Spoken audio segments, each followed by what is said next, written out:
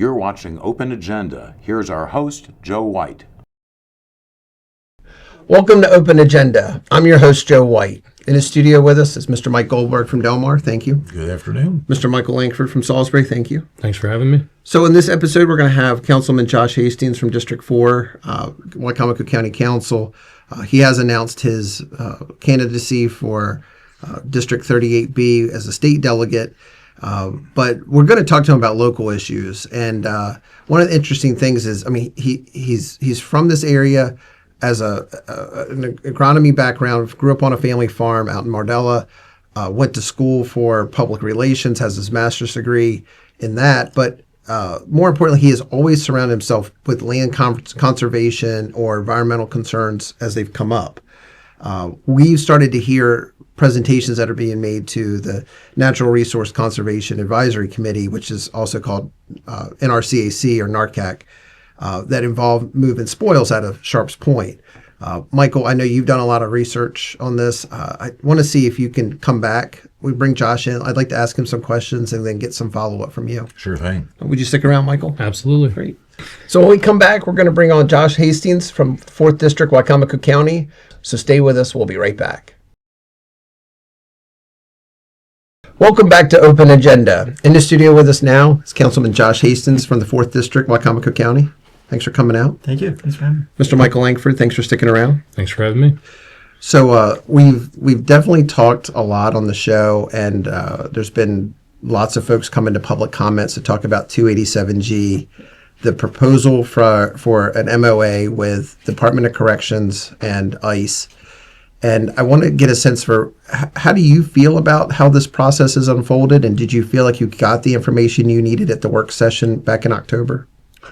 Well, good question. I think overall, it has not been an easy process to get information back and forth from the sheriff's office, from the county executive's office. So the council's been in a process. I think that's been clear publicly. We've been trying to find out more information, which is how we've gone many now months of talking about this and then being delayed. I think we've now come to a conclusion that we will make a decision, either whether the council is going to vote on the issue itself as we know it, which once again, I still don't think we have all the information that we would really need, including on things like what it would cost the county, kind of basic decisions that you would usually have in any kind of decision. I mean, the county executive said at the work session that this is a cost neutral proposition. I mean, she said it twice. A lot of misinformation that is out there is the cost that the county will bear. So the way that we have worked this out with the sheriff's office and with corrections, it's basically budget neutral. It is not costing the taxpayers anything. It is budget neutral. Do you feel like that's possible? I can say all sorts of things, doesn't make them true. Sure. Obviously, the real challenge is that it's going to require the use of county employees and our assets, and in doing so, if there's time off for trainings or things like that, it's going to cost the county money one way or another. One of the contributors to our show, Trish Melvin, she's spoken at several of the last county council meetings. She's brought to our attention that there's a change in the last paragraph, one of the last paragraphs, for your MOA, or the Wycomico County's MOA versus the other counties in Maryland. It's specifically about the transportation. Patricia Melvin, District 7, Wycomico County.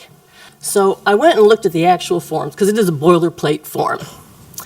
And the ICE form that's signed by all the other new counties in Maryland, like Garrett, Allegheny, Carroll, that form was developed February of 2025. We are the only county that's using the new form, and if you look in the bottom corner, it's dated June 2025, and it has that extra paragraph about transport. So it would be interesting. I know ICE will not answer the question, a direct question like that, but why was that added? They don't add stuff like that for fun. We will be transporting. That's why it was added. The other ones that are already signed don't have this transportation paragraph in there, but ours does, where it says we have to potentially move the detainees to a ICE facility. Does that concern you? I mean, the whole thing concerns me. I've said this publicly. Obviously, ICE, their current reputation is lower than a used car salesman who became a congressman. Like it could not be any bit lower than it currently is. And all of the challenges that Maryland has faced alone with ICE, and I mean like the pastor in Easton to the Borrego Garcia situation, you name it, it all smells pretty awful. So regardless, the details, in my view, and I say this bluntly, the details don't matter. We've got a community that could not be more against the 287G agreement, who has come out and made it as clear as day that they don't want any other part in that. That's where we're currently at. I don't think we should be moving forward with any agreement, no matter what the potential cost. And there's a lot that is probably going to transpire even after an agreement is signed. And there's no look back provision, or there's no currently any kind of way to go back and say, okay, now that we've signed an agreement, let's reevaluate our process at any meaningful way. So in my view, we just should not be involved with it. There is also a debate between the council's attorney, Bob Benson, and the law department, Andrew Illuminati, about whether the council even needs to be involved in a vote. Do you have an opinion about that? Should the council take a vote, or is this strictly an MOA with the executive and ICE? I think the council should take a vote, and we should shoot it down. That's my view. I think the council, as being they are the voice that is closest to the people. We're the ones that get the calls before any administrative folks ever do. And so I think we should be the ones to then actually have a say on this. And I know it can be handled administratively, and other counties have looked at it that way. But I think the council is going to move in that direction. We're still making that decision literally today, and kind of go from there. But I think the council is most likely going to move forward with making a decision, and I hope we get to shoot it down. So one of the decisions that you all did make at the last work session was a work session you had with the Board of License Commissioners about the reintroduction of some liquor bills that are going to go to the delegation, specifically about removing the requirement that a Class A license also have a restaurant.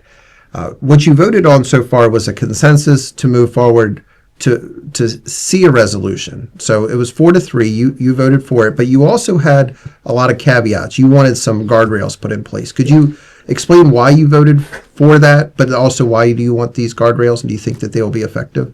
Yeah. Well, first of all, obviously any alcohol decisions are made at the state level, not the local level. But that being said, the state government doesn't move forward with anything unless they have, local courtesy, unless they have approval from the local body, specifically the legislative body.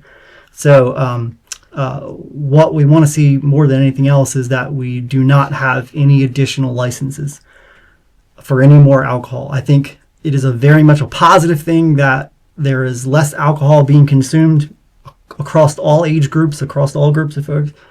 But as we continue to lessen the amount of alcohol, I think there's certainly a push from folks who who are in the alcohol industry, and they want to make more money off of this. So stop point one is making sure that we do not have any more licenses. So that is where the council is in agreement on. Who knows with the next county council? We'll see what they feel differently, but this council, we feel pretty strongly about that.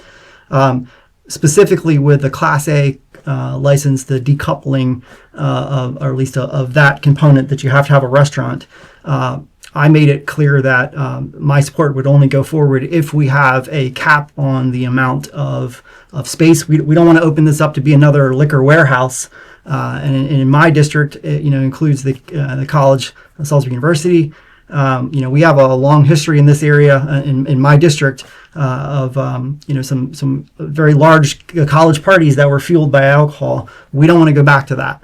And then in my district, we have one of those Class A licenses is actually right across from Cheers, another large a beer and wine store. So we don't want to create this as a space where all of the alcohol is concentrated in likely two spaces, my district and then District 1, the minority district, the current one, because that is often where they feel like they can get the most amount of alcohol sales to poor people and to poor college kids. Yeah. So we don't want to see that go forward. We're going through that process right now with that'll basically be either an additional letter or there's a couple different ways to do it, but basically that will be added to the legislation so that the committee chairs, when they get that in Annapolis and they look at this particular bill, they'll say, okay, we want to add this line that there's a max capacity, and then B, the second part of that is that it's not concentrated in one district. And do you feel like it would matter if this letter of approval or this letter of support does get passed later? Do you think it would matter if it's passed 4-3 or 7-0? Does the delegation look at how much support it gets, or just that there was support? The state of Maryland usually doesn't look at that. They try to they say okay, and sometimes we don't vote. You can either vote consensus or actual vote. So in this case, a lot of times consensus isn't a real vote. Like with these people voted this way, these people voted that way. But all Annapolis looks like is they'll just look and say, okay, do you have a letter that is from the local legislative body that has reviewed this and approved?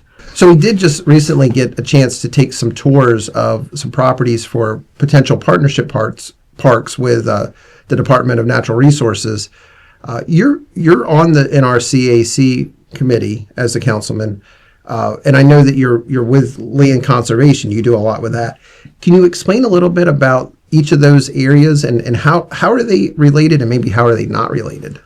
Yeah, I'll back it up. So I've spent last 15 plus years or so working in the conservation of our lands, making sure that we are protecting hunting grounds, making sure that there's a future for food, for recreation, for places for mental and physical wellness, for biodiversity. That's what I've worked in, to work with willing landowners who say, hey, I want to make sure that my land is special, that it is the best it can be, that it has all the right native species, that it can have the right flora and fauna, and that it has a given conservation value from now till the end of time. The NARCAC, which is my favorite acronym for any, the Natural Resources Conservation Advisory Committee, that is through the county. It includes members of the public, members of the forestry folks. We've got the city of Salisbury, county representatives, people who from the university who understand best management practices and nutrient uptake and things like that. So all of us are in one committee together, and we are supposed to advise the county on issues that relate to anything with environmental, natural resources. So this group has typically been very pro-conservation, which is working with landowners to plan where where conservation takes place, and then they also work on things like growth issues and those. But one of the things they've taken up recently is the executives team has proposed moving dredge spoils from Sharps Point over to the Conley Mill Quarry, and they've done it with the mindset of environmental conservation for carbon credits and I don't know, to be environmentally safe. But does it make sense to truck that many thousands of truckloads across the road just to move spoils from one spot to another spot? Well, that's a great question. Let me back it up by saying we did an awful job in Wicomico County. We did not even go forward with what we were supposed to be doing. We were supposed to be dredging a third of the Wicomico River every year, and for years we didn't even do that.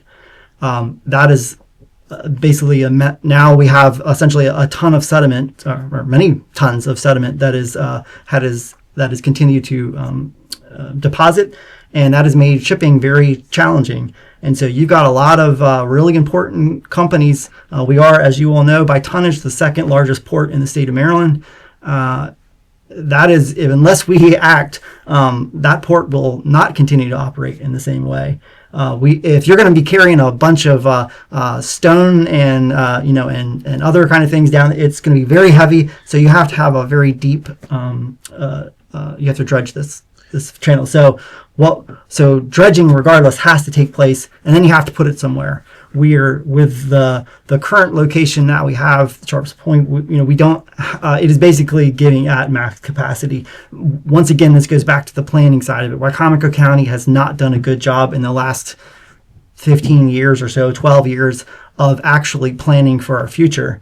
And this is another one of those situations where now we're suddenly like, well, a ding dang do. What do? We got to come up with some place to put our spoils. And it's not a. I think a lot, rightfully so. There's a lot of folks who are then concerned. Okay, well, if you're taking spoils from the bottom of a tributary, what's in that? And this happens around the rest of the state. Baltimore City has they have a very expansive program where they have to work with the state to test the spoils to make sure there's no contaminants. That then goes to, they have a whole restoration site in Masonsville Cove. They are then using a lot of spoil to go repopulate Poplar Island. So long story made short, out of all that, we've got to dredge if we want to make sure that we have a port. We need to put that material somewhere that makes sense. Obviously, we are losing a lot of land here on the eastern shore and the lower shore due to climate change and subsidence together.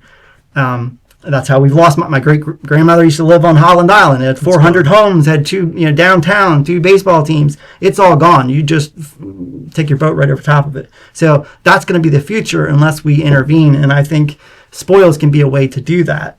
Well, on April 15th at a legislative session, you were given a October 1st deadline for the next set of dredging, and there was a need for $2.3 million to be appropriated that day, which you all actually did. But the material in Sharps Point, not enough of it was moved, and we are going to be missed on the next dredging cycle. How does that make you feel to know that we've spent the money, but we're still not going to hit those deadlines, and we're still not going to get the work done? Yeah, we are. Not great is the quick answer. We obviously need to be doing a whole lot and we have minimal staffing, and we need to do a whole lot more. The question then, getting back to your answer before that, not to jump or sidestep this, but you're asking, what do we do? Where does it go? Places like Conley Mill, it came before the NARCAC committee to be able to say, okay, they had a potential plan where they could use this spoil for carbon sequestration, and then the county could get paid to do so. That itself is a whole other dynamic, whether it needs to, A, whether it should happen, B, whether it should happen at a place like Conley Mill, which probably shouldn't happen given the, if anyone's paid attention to the county council in the last couple of years, you'll know that it's a community that is vocal. And so, but nonetheless, you have corporations who have to get through their scope 1, scope 2, scope 3, climate, they have to sequester carbon. They have to make sure that they can get closer to zero, impact on the environment in many ways. And so they can get paid to do so. So the county could be, if it finds the right way to take these spoils and then to put them into the ground, the county could make money off of it. And that is really if the county had more money, it could be able to do more. It could hire more people, and we could have more than just one person who knows how things should operate again. Do you think that it's possible that you could ever earn enough off of carbon credits to pay for the 26,000 dump electrodes that would have to be moved from Fruitland basically all the way to Delmar? I mean, that's a long travel. We've got to move all that stuff regardless, one way or another. I think I think it's a good question: is where does it make the most sense to put spoils, dredge spoils? That I think I don't have a good answer. In the past, on the lower Wacomico, they've pumped them right out onto Deal Island where they were reclaiming land that was being lost to subsidence. I mean, do you support that type of plan versus you're moving it 2 or 3 times by taking it from the river to Sharps Point, from Sharps Point to wherever you want to take it. There's just multiple inflection points there. If we're pumping it right to where it needs to be at the moment that we're dredging it, does that make the most sense? Is it feasible? Yeah, I'm actually also the the incoming chair for the entire Chesapeake Bay Watershed Local Government Advisory Committee. So I get to have a voice that speaks for everyone from New York to DC to West Virginia and others. So we have done tours of other areas that have, have tried to make use of it. They're in the same kind of situation where they have to clear the channels and they have to find a place to put things. It is not efficiently. It is not an easy path, a straight path forward. It is very circuitous, I guess. It does not make sense from a carbon standpoint, from a staffing standpoint, to go from one site to another site. But one way or another, the companies that are that help that operate here in the county, they're very loudly saying, "Hey, you have to clear the space." So we've got to find a better way to do so. I think a situation like where you could pump it directly into Island, like they're doing in Poplar Island, I think that makes a whole lot more sense. And I think the way that they do that in Baltimore City, of course, is you pull it out, put it on the barge, take the barge, and then shoot it onto the island.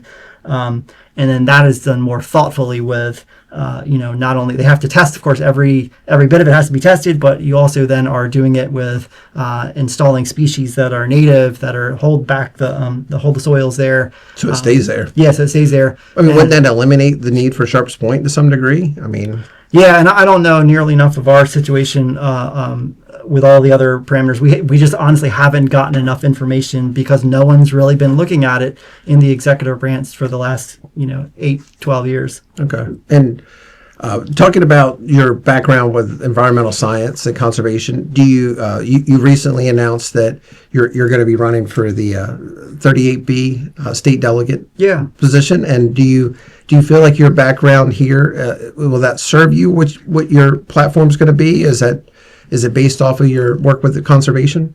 Well, I hope to be able to serve in that. I think 2 terms on the county council is plenty for me. I don't know how folks do longer than that. The district itself, 38B, goes from basically Delmar down to Fruitland and stays kind of within the Salisbury bypass. It's a relatively smaller district, or condensed, I should say. But it, I have a wide background from conservation to, I grew up in a farm family. I have I've worked all sorts of natural resources to environmental issues, but also have done a lot in many other spheres over the years. I used to work for a state senator. I actually passed a law that I developed when I used to work for her. That was back in 2010. Anybody can look it up. Senate Bill 771. I think it's Concussions Act. I've actually worked on a lot of other issues like that.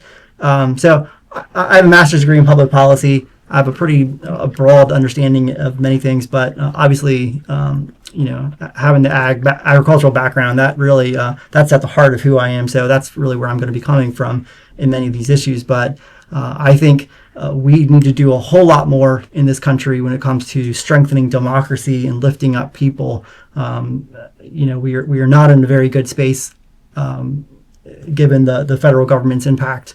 And all these years, Democrats and Republicans, no one has chosen to lift up the mantle to actually fix the real problems that are actually here in this country. So I personally think the states are doing a great job. State of Maryland does a really good job in having nonpartisan institutions inside of it so that you can have healthy debate and that you can talk through things in ways and actually come at better solutions. So I think the states are going to continue to be leading the federal government as it becomes more and more irrelevant. And so that's why I think I could be a part of that. And hopefully I can help bring some more attention and resources back here to Wycomico County, and we can continue to grow like we should be. Well, you were talking about national politics, and I'm interested. We've seen the national political platforms really be brought into the local county government in the last 3 years. Do you feel like that's a healthy way for the local politics to go? Because often there's 2 Democrats and 5 Republicans on the council. Rarely do you all ever vote along party lines, and you seem to get along very well together. Do you think we should keep national politics out of the local? I've actually tried to get the council to adopt twice, maybe 3 times. I've tried to get us to adopt an internal rule or resolution where we wouldn't take on any issue unless it was specific to our budget, or any federal issue, pardon me, that was unless it was specific to our budget or other. They've never had the appetite to move forward. Maybe they will. But the 287G, the ICE situation, is a clear example. The only reason why it's being put forward is for politics. There's no other. No one's asking for it. So the only reason why it's happening is because of politics, because someone wants to look good to their party. Okay. So I think the more that we can make sure that Wycomico County is one where where we have that collegial, where we can see each other in a positive working relationship, I think that's a good thing. But the national politics is poisoning everything. Well, thank you very much for coming out. Thank you, Michael. Appreciate you being here, and wish you well, and good luck with the family as well. Thank you so much. I appreciate it. So stay with us. We'll be right back. Welcome back to Open Agenda. Joining us in the studio again is Mike Goldberg from Del Mar. Thank you. Yes, sir. Thanks for sticking around, Michael. Thank you. So, Josh, it was a very interesting conversation with Josh, and he is running for 38B for the state delegates. But we talked about the local county issues, and whether you agree with Josh or not, I do think he sticks in the local lens of everything. I want to talk about the liquor bills a little bit, but then I want to move on to the NRCAC meetings. It did not feel like his mind's completely made up. He is demanding these guardrails. I question whether or not there can ever be a guarantee that these guardrails for liquor stores, the size and their location, can ever be given, because at the end of the day, it's going to go as a bill to the General Assembly. I agree that with the liquor board, the sales are down, and basically that's because we legalized cannabis. Yeah. So there's now competition. The accountability can be in place. We already have like underage drinking issues, on and off campus with SU, right? I think that the liquor consumption, even though it's down right now, it may not stay there. Back in 1999, the Libertarian Cato Institute had done a study with regard to legalization of marijuana. And one thing that they found in the Netherlands is that when they had legalized marijuana, that liquor consumption went down. And then after about 5 years, when it was no longer a big deal, hey, gee, everybody can smoke dope now. They found that the level of consumption of cannabis went down and liquor went back up and stabilized. So, Mike, I want to talk to you about the NRCAC meeting. We've seen presentations about moving the spoils from Sharps Point to Conley Mill. We got a chance to ask Josh Hastings about that. You've done the math. Does the math work to move these spoils? It absolutely does not work. And from an environmental perspective, I don't think it works either. It's going to cost an ungodly amount of money and create an ungodly amount of environmental damage to ship this material over land. I brought up at the last council meeting during public comments just my disappointment that we've missed a deadline. $2.3 million was written off immediately right then. Now, another $7.5 million was written later for a capital project to move more material out. But let's just talk about the 2.3.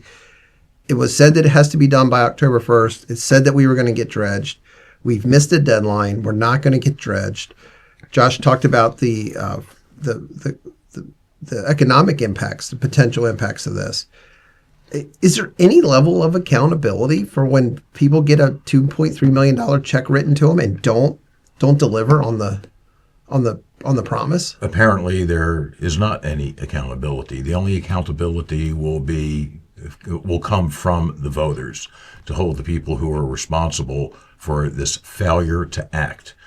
Our current county executive has been in office almost 3 years. This problem has been out there for some time. Her predecessors did not take action. Shame on them.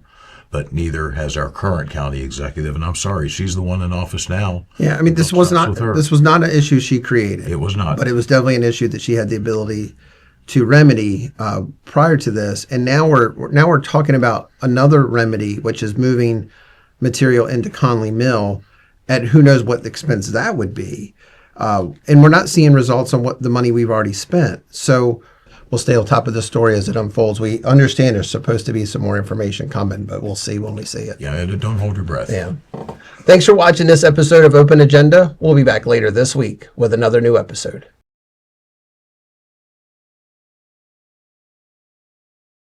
Only one Joe and two Michaels, so a little different setup on this show, You're right? finally outnumbered.